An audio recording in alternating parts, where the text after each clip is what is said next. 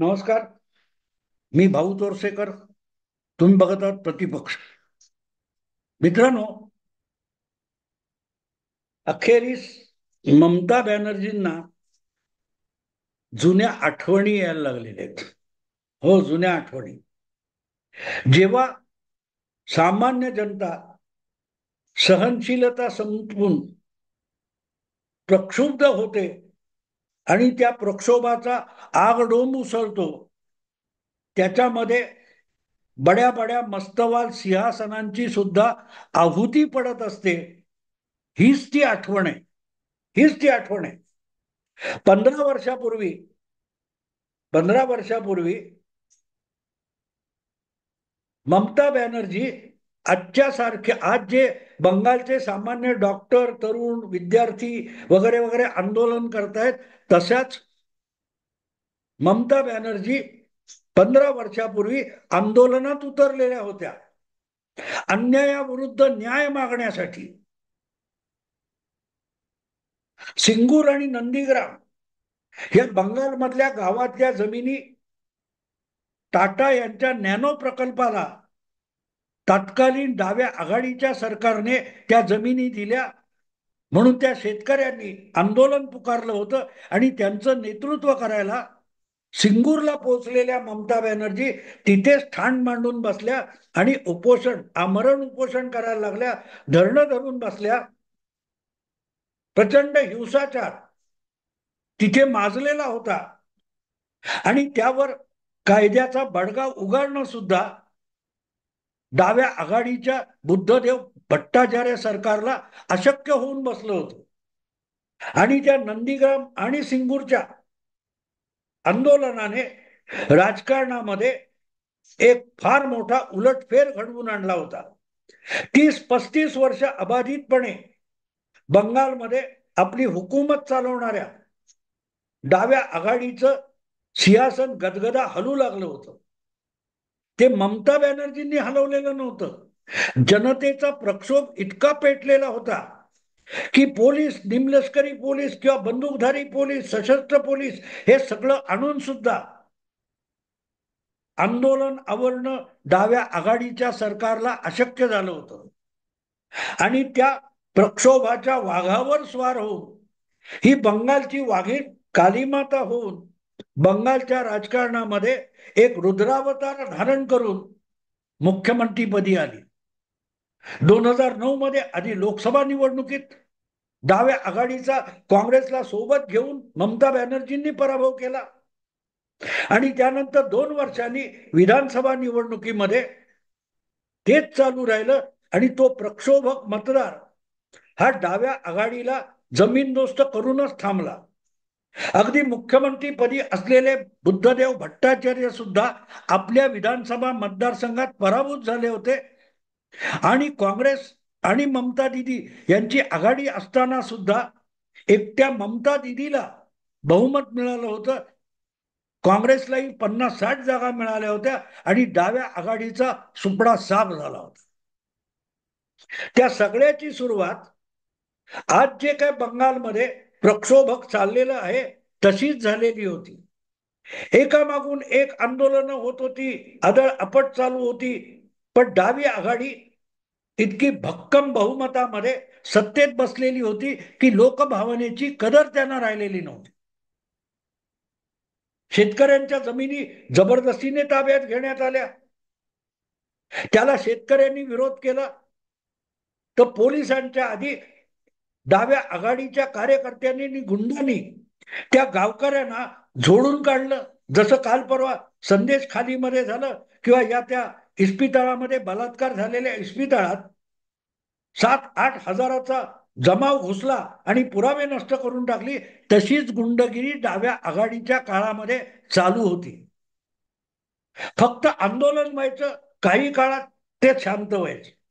आणि त्यामुळे डाव्या आघाडीला एक सवय झाली होती की ओरडाओरडा लोकांनी कितीही करू देत, पण आपल्याशिवाय जनतेला दुसरा कुठलाही पर्याय नाही. ममता बॅनर्जी तो पर्याय तयार करतायत आणि म्हणून प्रत्येक प्रक्षोभाच्या नेतृत्वपदी जाऊन ममता बॅनर्जी ते नेतृत्व आपल्या हाती घेत आहेत. असंतोषाचं नेतृत्व आपल्या हाती घेत आहेत. आणि त्यामुळे ममता बॅनर्जी म्हणजे डाव्या आघाडीला आव्हान होऊ शकणारं नेतृत्व, हे जे चित्र तयार होतंय त्यापासून डावी आघाडी वेळीच सावध झाली असती तर डाव्या आघाडीची 30-35 वर्ष अबाधित चाललेली सत्ता संपुष्टात आली नसती. पण अशा रीतीने आपण सत्तेवर आलो, माटी माणूस वगैरे बोलत बोलत आलो. त्यामुळे असा प्रक्षोभ जेव्हा निर्माण होतो तेव्हा सगळ्यात पहिल्यांदा त्या प्रक्षोभाला शांत केलं पाहिजे. पोलीस यंत्रणा आणि आपल्या पक्षाचे गुंड यांना लगाम लावून, वेसण घालून लोकांच्या प्रक्षोभाची हवा निघून जावी, त्या कुकरमधली हवा निघून जाते तशी हवा निघून जावी, यासाठी प्रयत्न केले पाहिजेत. हे ममता बॅनर्जी विसरल्या. दीर्घकाळ सत्ता भोगून डाव्या आघाडीचा जसा मस्तवालपणा आलेला होता, तसाच ममता बॅनर्जींना आणि त्यांच्या सहकार्यांना, नेत्यांना या गेल्या 10-12 वर्षाच्या सत्तेच्या अनुभवानंतर मस्तवालपणा आलेला आहे. 2011 मध्ये ममता बॅनर्जी मुख्यमंत्री झाल्या तेव्हा त्यांची घोषणा होती, माटी माणूस, म्हणजे जमिती, माती, मातृत्व आणि मानवता ह्या गोष्टी घेऊन सत्तेवर आलेली महिला आज एका ज्युनियर डॉक्टरवर सामूहिक बलात्कार होऊन तिची हत्या झाल्यानंतर सुद्धा सगळ्या पापावर पांघरुण घालण्याचा प्रयत्न करते, तेव्हा ती डाव्या आघाडीचं नवा अवतार झालेला असतो. विसरल्या ममता बॅनर्जी की आपण सत्तेवर आलो ते आपलं कर्तृत्व असण्यापेक्षा डाव्या आघाडीने केलेल्या चुकांवर आपण स्वार झालो होतो आणि त्यामुळे त्याच चुका आपण केल्या तर दुसरा कोणतरी आपल्या चुकांवर स्वार होईल आणि आपली सत्ता जमीनदोस्त होईल, हे ममता बॅनर्जींना कळायला पाहिजे होतं. पण त्या विसरले. तसं नसतं तर भाजपचा विस्तार बंगालमध्ये झाला नसता. डावी आघाडी सत्तेने सुस्तावलेली आणि काँग्रेस संघटनात्मक पातळीवर नामशेष झालेली, त्यामुळे ममता बॅनर्जी सत्तेवर आल्यानंतर त्यांना जवळपास कोणी विरोधी पक्ष राहिला नव्हता. 2011 पासून दुबळी डावी आघाडी आणि पांगडी काँग्रेस यांनी आघाडी करून बघितली, त्याचा काही उपयोग झाला नाही. आणि अशा वेळेला अमित शहा आणि भाजप यांनी जे प्रयत्नपूर्वक भाजप बंगालमध्ये पाय रोवण्याचा प्रयत्न केला, तो विनाविलंब लोकांनी त्याचं स्वागत केलं. आणि म्हणूनच 2019 असो किंवा 2021 असो, लोकसभा आणि विधानसभा निवडणुकीत भाजपचा प्रचंड विस्तार होऊ शकला. याचं एकमेव कारण ममता बॅनर्जी आपली शासकीय घटनात्मक जबाबदारी विसरल्या आणि आपण सत्तेवर कशामुळे आलो ते विसरून गेल्या. आणि म्हणूनच संदेश खालीचं प्रकरण असो, प्रत्येक जिल्हा परिषद महापालिका निवडणुकीतला हिंसाचार असो, लोकांच्या सहनशीलतेचा अंत ममता बॅनर्जींचे कार्यकर्ते आणि गुंड बघत राहिले. आणि या गुंडांना आवर घालण्यासाठी पोलीस असतात, हे पोलीस विसरले आणि ममता बॅनर्जी विसरल्या. आणि त्याचा एकूण परिपाक साचलेला सगळा राग हा मग आता त्या ज्युनियर डॉक्टरचा बलात्कार आणि या सगळ्या प्रकरणातून उफाळून आलेला आहे. त्याचा एक ज्वालामुखी झालेला आहे, ज्वालामुखी झालेला आहे. आणि त्यामुळे संदेश खालीपणा पण गुंडाळलं ना, काय होईल, 15 दिवस चालेल मग थंडावेल, असं करत करत गेल्या विधानसभा निवडणुका 2021 मध्ये झाल्या. त्यानंतर 5,000 पेक्षा अधिक कुटुंब, भाजपचे कार्यकर्ते वगैरे हे बंगाल सोडून आसामला पळून गेले होते. इतका हिंसाचार झाला. प्रत्येक निवडणुकीनंतर जाळपोळ, हत्याकांड, भोसका भोसकी, रक्तपात चालू आहे. पण या प्रत्येकानंतर 8-15 दिवस, महिन्याभरात थंडावतं. यांनी एक निर्ढावलेपणा येतो, तो ममता बॅनर्जींमध्ये, त्यांच्या पक्षाच्या नेत्यांमध्ये आणि गुंडांमध्ये येत गेला. तसाच तो निष्क्रिय पोलिसांमध्ये येत गेला. आणि त्यामुळे हे जे काय त्या इस्पितळामध्ये सामूहिक बलात्कार त्या मुलीवर झाला, तो सुद्धा विषय हळूहळू थंडावेल हे गृहीत धरलं होतं ममता बॅनर्जी.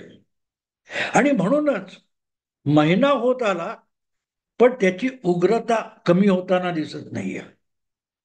याची सगळ्यात पहिली जाणीव आपल्याला कुठून होते माहितीये मित्रांनो, जेव्हा सुखवस्तू असलेला आपल्या आपल्या कॉलनीमध्ये फ्लॅटमध्ये मध्यमवर्गीय बसलेला असतो, तो पण रस्त्यावर उतरायला लागतो ना, तेव्हा समजायचं आता भडका उडण्याची शक्यता आहे. रस्त्यावर सामान्य माणूस उतरतो, दगडफेक करतो, 4 दिवसात थांबतो. पण जेव्हा इंजिनियर, वकील, सरकारी अधिकारी, कर्मचारी, बँक कर्मचारी असा जो सुखवस्तू मध्यम वर्ग असतो, तो आंदोलनात उतरायला तयार नसतो. आणि त्यामुळे 4 लाठ्या आणल्या की तळागाळातला कामगार, मजूर, कष्टकरी, शेतकरी असलेला जो गरीब वर्ग असतो तो पांगतो, कारण त्याला पोटपाण्याची सुद्धा चिंता असते. रोज मजुरी केली नाही तर घरची चूल पेटणार नाही, म्हणून तो दीर्घकाळ आंदोलन करू शकत नसतो. दीर्घकाळ आंदोलन फक्त सुखवस्तू माणसं करू शकतात. आणि म्हणूनच हा हल्ला डॉक्टरवर झालेला होता. संदेश खालीमध्ये शेतकरी गरीब कुटुंबातल्या महिलांवर बलात्कार झाले होते. पण या इस्पितळातल्या ज्युनियर डॉक्टर मुलीवर झालेला बलात्कार आहे. ती मुलगी आणि तिचे साथी सवंगडी विद्यार्थी हे सगळे मध्यमवर्गीयातून येतात आणि त्या घटनेला रफादफा करण्याचा जो ममता बॅनर्जींनी प्रयत्न केला, त्यामुळे बंगालचा मध्यमवर्गीय अस्वस्थ होऊन गेलाय, त्याची झोप उडाली आहे आणि त्यातूनच ह्या आंदोलनाचा दीर्घकालीन भडका उडालेला आहे. आणि म्हणूनच याविषयी जी चर्चा सुरू झाली, स्वतःला सुखवस्तू, सुशिक्षित, बुद्धिजीवी समजणारा वर्ग जेव्हा याविषयी खुले आम नाराजी व्यक्त करायला लागला, खुद्द ममता बॅनर्जीच्या पक्षामधलेच 2 राज्यसभा खासदार जे पूर्वीचे अधिकारी आहेत किंवा काय काय बड्या पदावरचे लोक होते, ते जेव्हा नाराजी व्यक्त करायला लागले, ते जेव्हा तक्रार करायला लागले, तेव्हा ममता बॅनर्जींना जाग होण्याची आवश्यकता होती. आता विषय हातातून सुटत चाललाय. याला पोलीस कायद्याचा बडगा आणि गुंड आवर घालू शकणार नाहीत. हे 2008 मध्ये डाव्या आघाडीच्या सरकारला आणि पक्षाला कळलं नव्हतं, तसंच आज ममता बॅनर्जींचं झालंय. जे डाव्या आघाडीचं होतं ते तृणमूल काँग्रेसचं, आणि जे बुद्धदेव भट्टाचार्यांचं झालं होतं तेच नेमकं ममता बॅनर्जींचं झालंय. थकतील, कंटाळतील, लोक शांत होती, नाही होत आहे. महिना लोटला आणि शेवटी इतकी वाईट परिस्थिती आली आहे की ममता बॅनर्जींनी शेवटी त्या संपाच्या सुप्रीम कोर्टाने सुद्धा त्या डॉक्टरना ताकीद दिली की लोकांची सेवा करणं, उपचार करणं तुमचं काम आहे, गुपचूप कामावर हजर व्हा. हे सुप्रीम कोर्टाने केस चालवण्याचा हस्तक्षेप करून आश्वासन दिलं, तरीही ते डॉक्टर्स संप मागे घ्यायला तयार नाहीत, कामावर यायला तयार नाहीत. यात विषयाचं गांभीर्य लक्षात येऊ शकतं. सुप्रीम कोर्टाचा अपमान म्हणून शिक्षा होण्याची भीती त्यांना वाटत नाहीये, कारण हे आंदोलन कुठच्या तरी पक्षाने आणि नेत्याने केलेलं नाही. हे आंदोलन उत्स्फूर्त आहे, त्यात जनता उतरलेली आहे. त्याचा कोणी नेता नाहीये की त्या 4 नेत्यांना पकडा की आंदोलन संपलं. नाही, नेताच नाहीये कोणी. नेता विहीन आंदोलन आहे, कारण हे जन आंदोलन आहे. हे कॅमेऱ्यापुरतं आंदोलन नाही की आले कॅमेरे लावले की मेणबत्त्या पिटवा, घोषणा द्या, आंदोलन गुंडाळलं, चला आपल्या आपल्या घरी. हे खरं खुरं आंदोलन आहे आणि याचा विसर ममता दिदींना पडला. आणि म्हणूनच आता त्याचा उद्रेक होत चाललेला आहे. आणि मग मलमपट्टी करायची, थातूरमातूर काहीतरी करायचं, हे सगळे प्रयत्न फसल्यावर ममता दिदींनी थेट त्या डॉक्टरच्या प्रतिनिधी मंडळाला, शिष्टमंडळाला थेट आपल्याशी बोलणी करायचं आमंत्रण दिलं. पण हे डॉक्टर चलाख, ते सामान्य मजुरासारखे आणि नाहीत. त्यामुळे त्यांना माहितीये की मुख्यमंत्री ममता बॅनर्जी आपल्याला हातोहात उल्लू बनवतील, आंदोलन मागे घेतलं की परत जैसे थे होणार. म्हणूनच त्यांनी एक अशी अट घातली की ममता बॅनर्जींना गुडघे टेकायची वेळ आली. शिष्टमंडळ म्हणाला की आम्ही येऊ, पण जे काय मुख्यमंत्र्याबरोबर आणि सरकार बरोबर डॉक्टर लोकांची, डॉक्टर संघटनेची चर्चा होईल, ती चर्चा गोपनीय बंद दरवाजा आड होता कामा नये. जी काय चर्चा होईल, आम्ही आमचे विषय मांडू, आम्ही आमच्या मागण्या मांडू, आम्ही आमच्या तक्रारी सांगू, सरकारने त्याच्यावर कारवाई, जे काय सांगायचे, जो संवाद होईल सरकार आणि संपकरी डॉक्टर यांच्यात, त्याचं थेट प्रसारण झालं पाहिजे. थेट प्रसारण बंगालच्या आणि देशाच्या जनतेला डॉक्टर्स आणि ममता बॅनर्जी यांच्यात नेमक्या काय वाटाघाटी चालू आहेत, काय संवाद चालू आहे आणि काय विसंवाद आहे, हा थेट ऐकायला आणि बघायला मिळाला पाहिजे. ही अट या डॉक्टरांनी घातली आणि ममता बॅनर्जींची पळताभुई थोडी झाली. असं कुठलंही प्रसारण करायला ममता बॅनर्जी तयार नाहीत.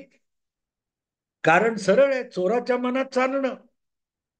आपण बोलू ते उद्या पाळायची वेळ आली तर काय करायचं, ही ममता बॅनर्जींची चिंता आहे.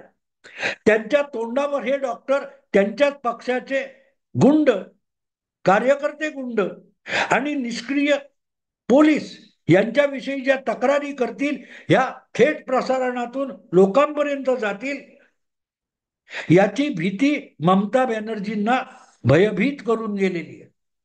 आणि म्हणून त्या डॉक्टरांनी अशी अट घातली की ममताजी, आम्ही संवाद करायला तयार आहोत, पण जो संवाद होईल तो फक्त तुम्ही आणि आम्ही यांच्या पुरता मर्यादित राहता कामा नये. त्याचं रेकॉर्डिंग करायचं आणि त्याचं थेट प्रसारण करायचं.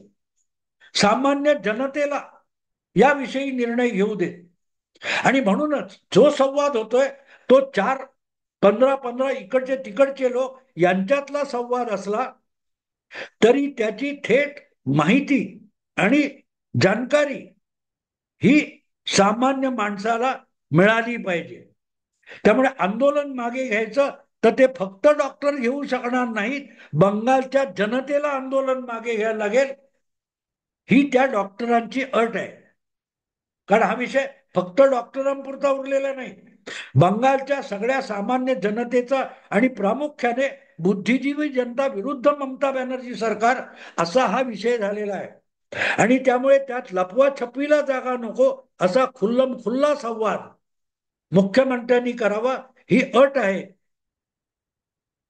आणि ती अट बॅनर्जींना मान्य नाही, कारण त्यांना लपवाछपवी करायची आहे. डॉक्टरांना भीती नाही, आपण जे बोलू ते खुलेआम बोलणार. म्हणूनच डॉक्टरांना थेट प्रसारणाची मागणी त्यांनी केली आहे. आपली भूमिका किती खरी आहे याविषयी डॉक्टर आत्मविश्वासाने भरलेले आहेत, पण ममता बॅनर्जी भेदरलेले आहेत. कारण त्यांना माहितीये की आपण दादांत खोटेपणा केलेला आहे, दादांत खोटेपणा करतोय आणि दादांत खोटेपणा करणार आहोत. त्यामुळे ते रेकॉर्डवर नको, त्याचं थेट प्रसारण नको. आणि म्हणूनच थेट प्रसारणाच्या अटीला ममता बॅनर्जी घाबरलेल्या आहेत, घाबरलेले. आणि म्हणून त्यांनी बोलवलं, त्यासाठी 2-3 तास वाट बघितली डॉक्टरांच्या शिष्टमंडळाची. पण ते शिष्टमंडळ हट्ट धरून बसलंय की थेट प्रसारण असेल तर येतो. आणि त्यामुळे वैतागलेल्या, थकलेल्या, भेदरलेल्या ममता बॅनर्जींनी आता त्या आंदोलनासमोर गुडघे टेकले. वैतागून ममता बॅनर्जींनी जाहीर केलं, ठीक आहे मग मी राजीनामाच देऊन टाकते. देऊन कशाला टाकताय, सांगायची गरज नसते. ज्याला राजीनामा द्यायचा असतो तो राजीनामा देत असतो, धमकावत नसतो. तसे आमच्या महाराष्ट्रामध्ये उद्धव ठाकरेंचे मंत्री हे तब्बल 5 वर्ष खिशात राजीनामा घेऊन फिरत होते, पण खिशातून बाहेर काढत नव्हते. तर ममता बॅनर्जींचा जो काय राजीनामा आहे तो उद्धव ठाकरेंच्या राजीनाम्यापेक्षा वेगळा नाहीये. ज्याचा अंमल करायचा नाही असे राजीनामे उद्धव ठाकरेंकडे नेहमी तयार असतात. तेच आज ममता बॅनर्जी सांगतायत की मी राजीनामा देते. कोणाला धमक्या देता, द्या राजीनामा, द्या राजीनामा ना. आता उत्तर सापडत नाहीये. जो डाव खेळून ममता बॅनर्जी सत्तेवर आल्या तो डाव आता त्यांच्यावरच उलटलाय. आणि त्यातून सुखासुखी सुखरूप बाहेर कसं पडायचं याचं उत्तर ममता दिदींना सापडत नाहीये. म्हणून त्या धमक्या देत आहेत की मी राजीनामा देते, द्या. बंगाल इतका ओस पडलेला नाही. 35 वर्षाच्या डाव्या आघाडीला पराभूत करण्याची हिंमत काँग्रेसचा कोणी नेता करू शकत नव्हता. त्यांच्यात सगळ्यात ज्युनियर असलेल्या ममता दिदींनी एक अख्खा नवा पक्ष उभा करून डाव्या आघाडीला बंगालमधून संपवलं असेल तर ममता बॅनर्जींशिवाय बंगाल अडून राहणार नाही, हे ममता दिदींनी लक्षात घ्यावं. ममता दिदी अजरामर नाही. ममता दिदी अजरामर नाही. आणि ममता दिदीमुळे बंगालचं काही वाकडं होणार नाही. मुद्दा इतकाच आहे मित्रांनो, की आता हा विषय ममता दिदींच्या हातून गेलेला आहे. कारण भाजपवर वाटेल ते आरोप करणं विरोधकांवर ठीक आहे, पण आता बंगालची सामान्य जनता विरुद्ध ममता बॅनर्जी अशीच लढाई सुरू झालेली आहे. जशी लोकपाल आंदोलन हे युपीए विरुद्धचं जनता आंदोलन होतं, पुढल्या काळात त्याच्यावर मोदी स्वार झाले, पण आंदोलन मोदींनी सुरू केलं नव्हतं, ना की भाजपने सुरू केलं. त्याचा फायदा मोदींना मिळाला, भारतीय जनता पक्षाला मिळाला. आज एक नक्की आहे की या आंदोलनाने ममता दिदींची लोकप्रियता रसातळाला गेलीच आहे, पण विश्वासार्हता संपली आहे आणि आत्मविश्वास सुद्धा ढासळलाय, म्हणून त्या राजीनाम्याची धमकी देत आहेत. ते आंदोलन भाजपचं ही बदनामी करून पण उपयोग झाला नाही. पण ममता दिदींना कळतं, हा जो अविश्वास आपल्याविषयी निर्माण झालाय त्याचा भविष्यात राजकीय फायदा भाजपला मिळणार आहे. आणि म्हणून गुडघे टेकून नतमस्तक होऊन गयावया करायला लागल्यात ममता. असो मित्रांनो, आता इथेच थांबतो. आवडलं लाईक करा, शेअर करा, सबस्क्राईब करा. नमस्कार.